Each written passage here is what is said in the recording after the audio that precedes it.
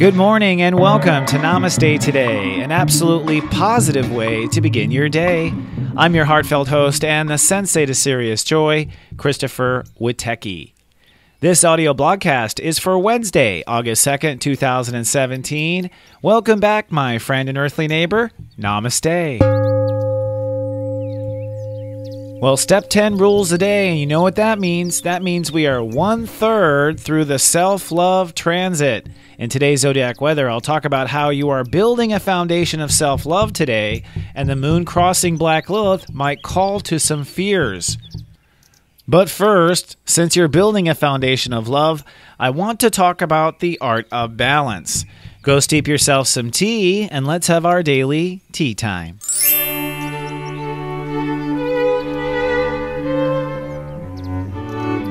Hello, my friend, and welcome to our tea time.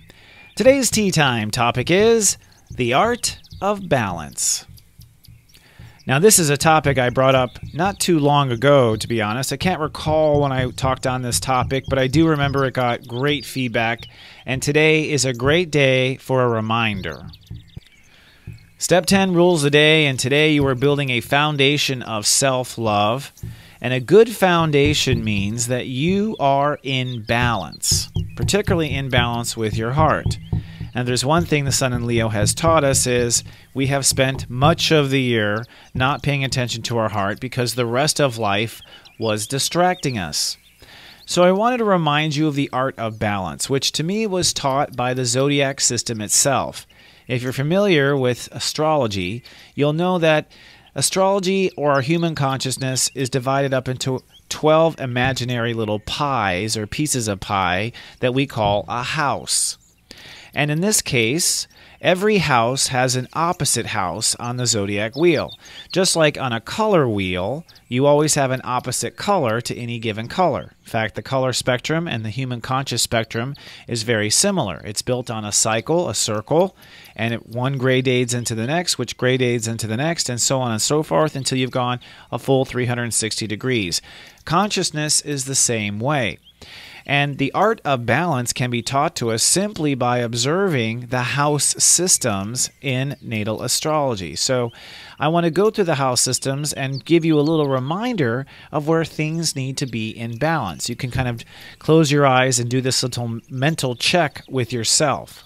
In astrology, the first house is the ego, and the seventh house, which is the opposite side of it, is our relationships.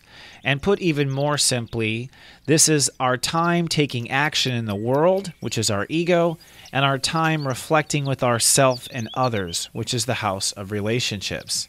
So ask yourself, do you spend equal amounts of time taking action as you do reflecting on those actions? Have you been spending your life doing all reflecting and no action taking? Have you been taking actions without reflecting first? So the first house to the seventh is action versus reflection. The second house is our value system, manifestation, and money. And the eighth house is our ability to draw boundaries, or they call it sex, death, and taxes in classic astrology. So in other words, the second house is our ability to produce and manifest. And the eighth house is our ability to take time away, to cut away, and to prune our life, to cut the things off that are overgrown. Do you take as much time and space to cut away what's unnecessary as you do producing? Some people do nothing but produce, and they never cut away the clutter. Some people are constantly cutting away at themselves, constantly cutting away on their projects, and they never actually manifest anything. So, is it balanced in your life between the time you spend producing and the time you spend cutting out? The third house is our capacity to think and communicate and express our mind. And the ninth house is our capacity to fill the mind with new beliefs and education. So literally, this is the balance between talking and learning. Do you spend in your life equal amounts of time thinking as you do learning? So in other words, do you have a balance between your learning time and exploration time and your thinking time or talking time? I know a lot of people who do a lot of talking, but they haven't poured information into their mind. And I know a lot of collegiate people who do nothing but pour information in their mind, but they're quiet and never speak up. So you might ask yourself, is there a balance in my life between my thinking and inner dialogue and my outward reach to learn and expand my knowledge? The next art of balance is one I learned the hard way between the 4th house and the 10th house.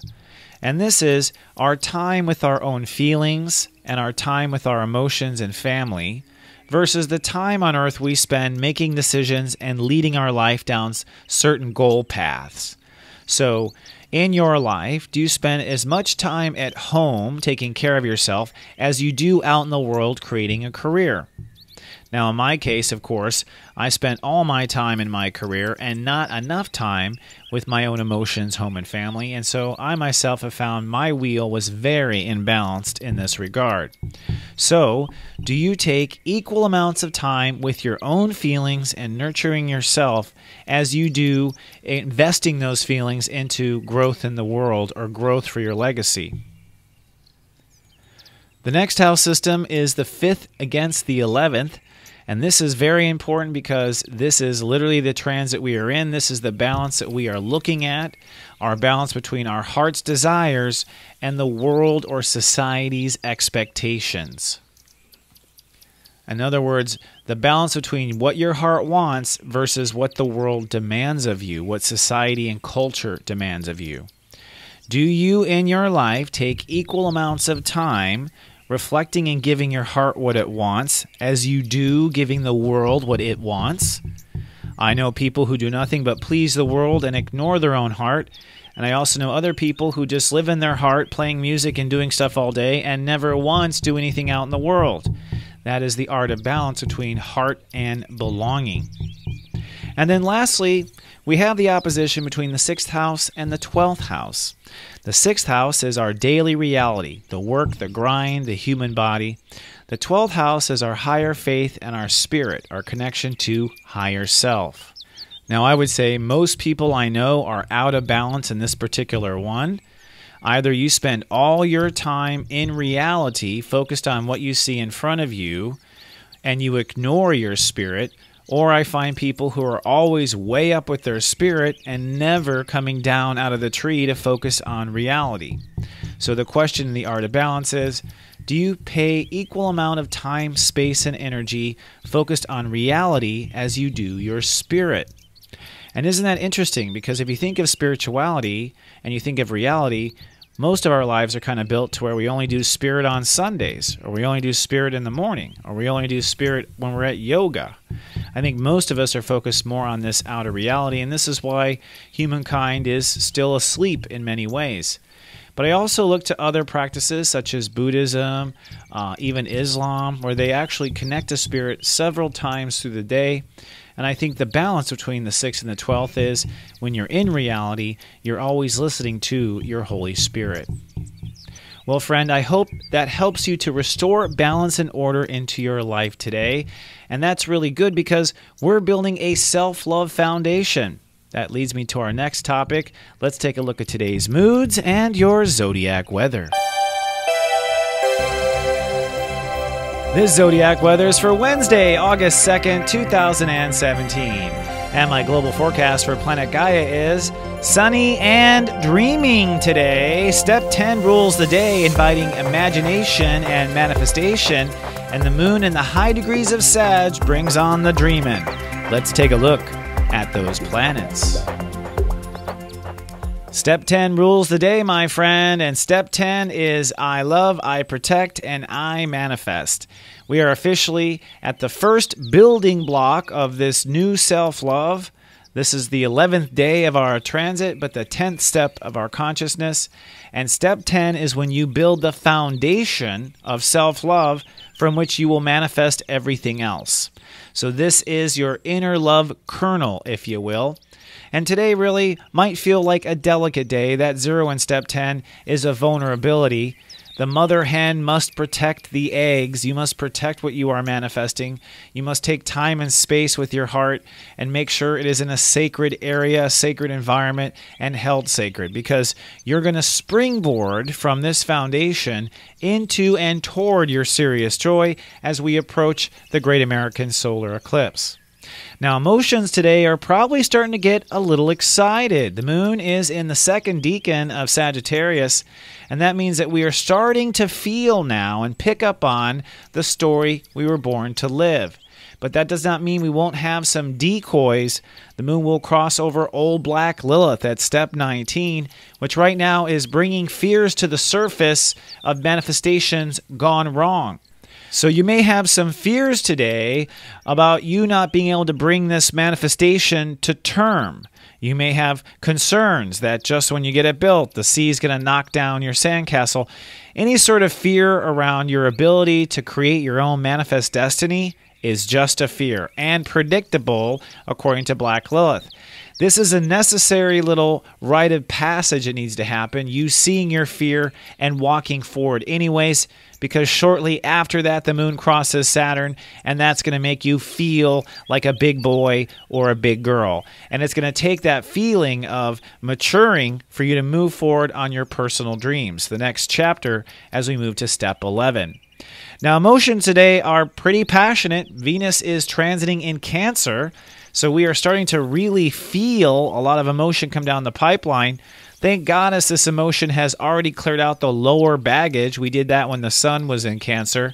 But it does mean you will be a lot more sensitive than usual. So nothing's wrong with you. God just has the volume turned on high. And Mercury today, which is starting to slow down, it will go retrograde actually in about a week's time, is at step 7 Virgo and opposing Neptune. The only way I can describe this is everyone's a little spiritually drunk. On the one hand, our thoughts are very much focused on the details of reality. On the other hand, we have this obsession to just let go and see where it goes. This total, I don't care, who cares anyways kind of thing. That's the Neptune pulling on us. So many people are seeking to escape, and what you're seeking to escape from is the level of self-love you've been tolerating so far since your birth, not necessarily literally reality. But that escapist mind could be a good thing today. It may allow you to see a path you haven't seen before, or may open up an opportunity you once overlooked. Now, Jupiter has moved to step 17 Libra, has been for a couple of days, but today it's going to start to really play some importance. This Jupiter is also squaring Pluto, so there's a lot of fear of success coming up, as I reported on yesterday. But the positive side of this Jupiter 17 is it's time for you to decide what is equal and fair. What is equal and fair at work? What is equal and fair to yourself? What is equal and fair to your body? What is equal and fair to your feelings, to your legacy, and to your story? Everything under the sun, what is equal and fair? And I think this question becomes very powerful in the next couple of days as we approach a partial lunar eclipse in Aquarius. At this eclipse next Monday, the universe is going to ask you to detach from something your heart has been attached to and attach to something your heart wants to attach to. And beneath this detach and reattach, in my opinion, is this sense of a new proclamation of what is really fair. So as you set off today to hold space for your future, you have built a foundation of self-love, and from here it is time to determine where is the serious joy, what is fair to me, and of course, don't let any fear stop you, because this is your ascension point, my friend. And with that, I hope you have a fantastic, fabulous, and self-loving Step 10 day. I'll be back in 24 hours for my final show before vacation. Until then, remember I love you, and to live, love, be. Live, love, be.